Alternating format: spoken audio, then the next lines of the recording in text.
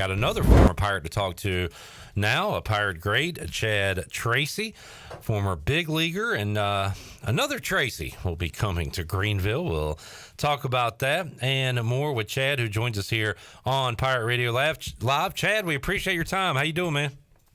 Doing great. Great to be here, guys. Absolutely. And Chad, I saw you were in town for East Carolina's regional, which was great to see. And obviously you're close with Cliff Godwin and still connected to the Pirate program. So that's got to be pretty cool after all these years. There's not everybody can say that about their college program and about their old buddies from their college days. But that's a unique bond that the Pirate family has, right? No doubt about it.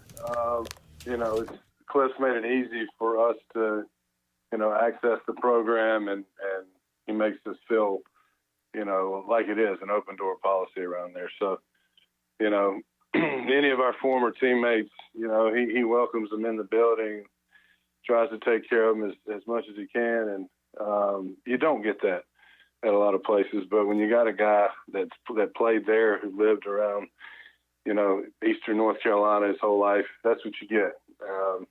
So that's kind of an added benefit for having Cliff as our skipper. So I think all of us that played together, super tight, and they all probably feel the same way I do. Well, not that you wouldn't be around anyway, but you're going to be around a lot more. Another Tracy is headed to Greenville. Ella Tracy, your daughter, has committed to play for Shane Winkler and the East Carolina softball program. Very excited about that. And tell us about that, Chad, how that all came about and how she became a Pirate. Yeah, first of all, we're super proud of her, super excited for her. Selfishly, Katie and I both, being Pirates, we try not to sway her one way or the other, but now that the decision's over, we're both obviously super happy that she chose East Carolina. Shane's been great throughout the recruiting process, and he's doing something good there. We feel like he's building that program, and, this is somewhere, besides Katie and I going to school there, somewhere that we would want her to go to play softball at a high level. So, we're super excited that East Carolina was one of the schools that was after her, and we're just super excited that she chose to be a Pirate. Yeah, I'm sure. And as a parent, I understand the not wanting to pressure your child in a certain way, but she had to have an ECU background with you, and I would assume going to Greenville, going to games, things like that. How much of this decision was what she was raised on? And there had to be a lot about the current going on with ECU softball. Seems like they're a team on the rise. Shane Winkler doing a great job here. So did you and did she know she would always be a Pirate, or was it really open when she, came down to deciding where she was going to go? Yeah, so, she actually was committed to play at Appalachian State. She committed early in her process about a year ago, and then the coaching staff at Appalachian State got let go, and the new staff came in and needed to reevaluate everybody. So, we felt like it was probably in our best interest to open up our recruiting, and as soon as we did that, East Carolina was back in the mix, and I think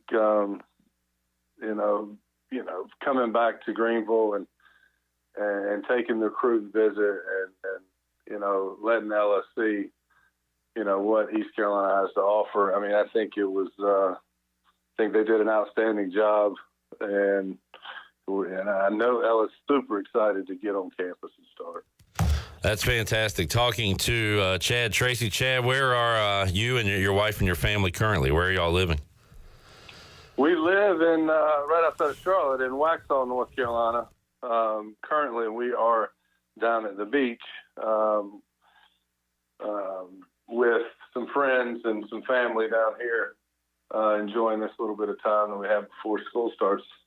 I coach travel softball as well, so we've been all over the country this summer and trying to get these girls recruited and signed. And we're close to having our 25 class done now that Ella's wrapped up. So, yeah, I'm still full-time in it. I'm just on the softball side instead of the baseball side now. There you go.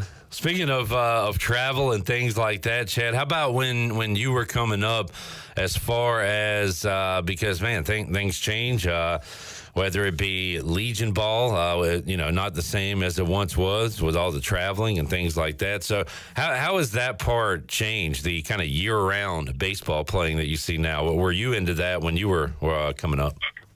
No, I think I was one of the last classes to not play travel ball. There started to pop up some AAU ball and stuff like that, but we played Legion ball. We played every night. And then in the fall, our Legion coach would bring together most of that team, and he would organize games against small colleges around within 50, 75 miles around Charlotte. And that was kind of our travel ball. But never did anything like these kids are doing now with the tournaments every weekend. Now I know about them because I do them. And if you've got a kid that age right now, you have to be out there playing in the best tournaments to keep them, playing against the best competition. So you hate to do it, but you're almost forced to do it at the same time if you want to play the best competition. That's kind of the game's gone, and you don't have to like it, but that's kind of how it's gone, and it's even changing even more now with the NIL and the way colleges recruit even again. So, this thing's going to be continually evolving on the recruiting side. So who knows if travel tournaments will be the thing here soon as NIL kind of evolves. So, it could get interesting. You gotta keep up with the times, and I've heard a lot of that same sentiment, Chad. That I don't know if you want to do it, but you almost have to if you want to get out there and get in front of the coaches, the scouts, the teams, and all that stuff. Chad, speaking on your major league career, we have Chandler, Pirate Radio employee here, is a Washington Nationals fan because of Chad Tracy, which I find interesting. He's still a Nats fan to this day. But do you associate with the team more than others? You were the Diamondbacks the longest. You came up with them. Cubs, Marlins, Nationals. When you see it now, do you say, hey, I'm a Diamondback, or do you say you're all those, part of all those teams? How do you kind of view it today? Yeah, I took a little something from everywhere. I spent the most time in Arizona and Washington. So those are kind of the two teams that, my loyalty goes to. Coming up through Arizona, and, Arizona has done a nice job in the past couple of years of kind of bringing in some of the older generation of players. They did a nice 25th anniversary this past year with a bunch of players that brought us out, and they went on a nice run and ended up in the World Series. So it was easy to for them last year. But with Rizzo still got ties in Arizona. He drafted me as the scouting director when he was with Arizona. So the Washington and Arizona bloodline kind of goes fairly deep, with those guys. So Arizona probably, I would have to say I'm probably a Diamondback, but with all the connections with Washington and the 2 years that I had there, they were nothing but awesome too. Yeah, 86 career home runs, 358 RBIs, 274 batting average. How about the way do you watch baseball and see that the game is changed today? From the outside looking in, we see guys, hitting home runs more, striking out more, things like that. Is that something you see as a former ball player, that the game's different than it was when you started playing in the majors? Absolutely. I feel like these days a lot of the learning's happening in the big leagues, whereas, we had to be good at all the little things before they would open that door for you to get to the big leagues. You had to be a little more polished. But, the athletes are probably overall better. But the baseball players are sometimes, I think, get lost in today's kind of the way that kids are evaluated. They're evaluated on how fast they are, how high they jump, how hard they throw. I think that player who doesn't necessarily wow you in any of those tool categories, but are just good baseball players and find ways to win games and help teams win, those guys kind of get overlooked sometimes. There's definitely a change. To answer your question, there's a change in the game. There's a whole lot more strikeouts, which was starting to trend a little bit towards the end of my career. But, yeah. For me, I took pride in not striking out. So, to see it happening and just as casually as it is, for a guy like me, it's tough to watch sometimes. I feel like some at bats are given away. But that's where we're at. We're younger, but which is exciting as well. You got very good athletes that are running around that field doing great things and, are so athletic. But I think some of maybe the ball players out there aren't showing up quite as much. That's kind of my take on it, I guess. Yeah. Love the game. I think it's in a great state. Chad, let me while I got you here, let me ask you some typical interviewer questions to ball players. What was your favorite ballpark to travel to play in? Oh man, I loved going to Denver. I mean, for more than just the ball carrier, like city, the very comfortable city. I had my breakfast spot. I had my place where I like to go get my hair cut, and then I had my little walk that I did to the field every day, which, so I knew the city pretty well because we, 6 years in the National League West, we went there 3 times, so that's 18 times in 6 years. So I got to know the city fairly well, and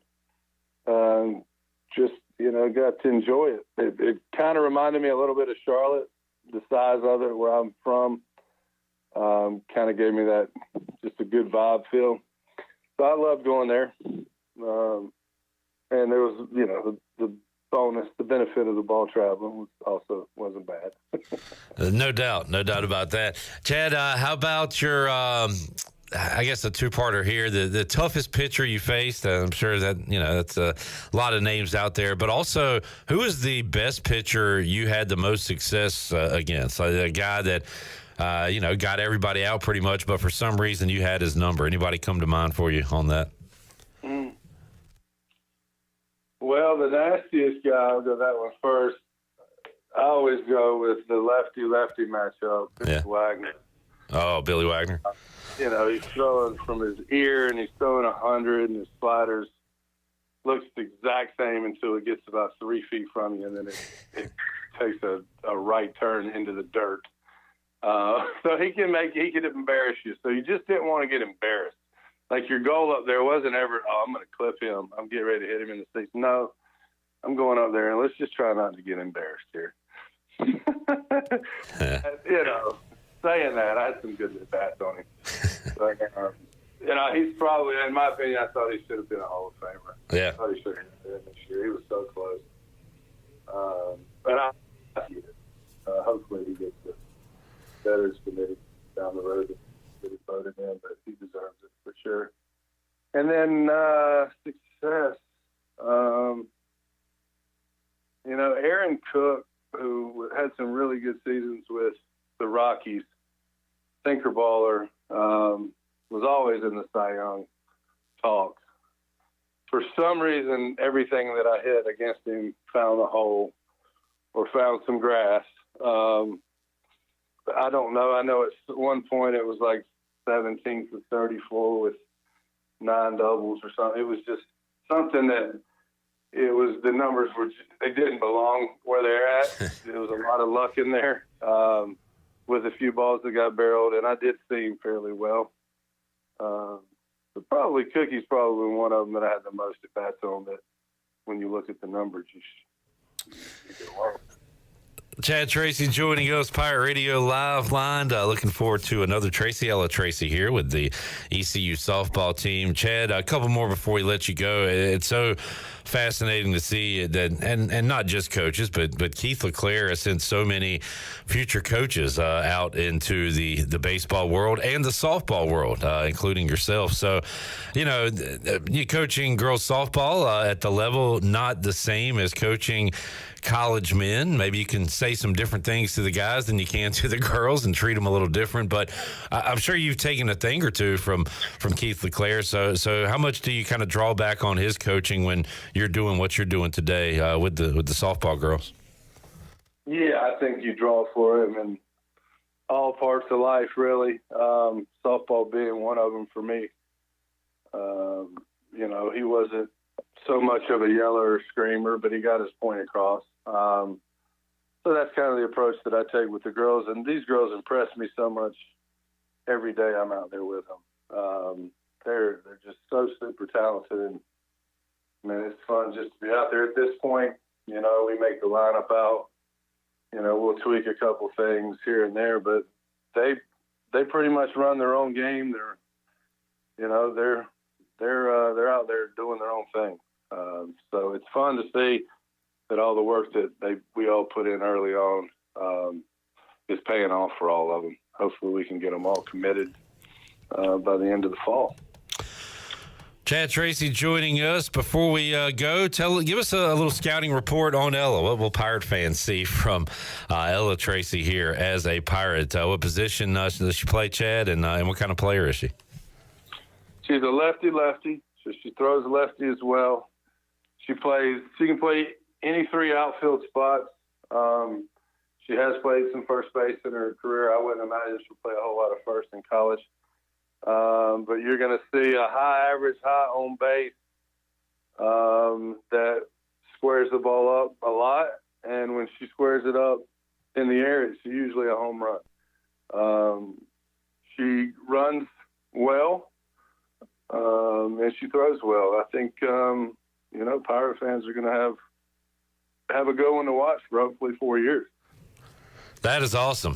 Looking forward to that. And Chad, great catching up with you, man. Thank you so much for your time today, and hope you and your family are doing well there. And we'll continue to follow the success of the Tracys with Ella Tracy, who is coming here to play softball in Greenville. Chad, we'll catch up again down the road. Thank you for joining us today, man. We appreciate it. All right. Thank you, guys. My pleasure.